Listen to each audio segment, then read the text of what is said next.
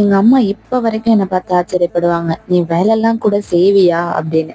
ஏன்னா கல்யாணத்துக்கு முன்னாடி வரைக்கும் நான் ஒரு 1ஆம் நம்பர் சோம்பேறின்னு எங்க அம்மா என்கிட்ட சொல்லிட்டே இருப்பாங்க. மார்னிங் சமைச்ச பாத்திரத்தை எல்லாம் வாஷ் பண்ணி அதெல்லாம் அரேஞ்ச் பண்ணிட்டு இருந்தேன். ஏன்னா எங்க கிச்சன் கொஞ்சம் குட்டிங்கிறதுனால அப்பப்பவே எடுத்து வச்சுட்டா கொஞ்சம் ஈஸியா இருக்கும். ஸோ வெயில் இன்னைக்கு நல்லாவே இருந்துச்சு. அதனால மிஷின்ல போட்ட துணி எல்லாமே எடுத்துட்டு போய் காய வச்சுட்டேன்.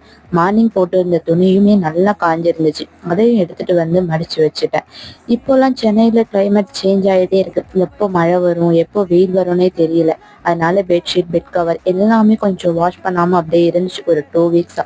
இன்னைக்கு வெயில் ரொம்பவே நல்லா இருந்துச்சு. அதனால அதெல்லாம் வாஷ் பண்ணிடலாம் அப்படின்னு சொல்லி எடுத்துட்டு போய் மிஷின்ல போட்டுட்டேன்.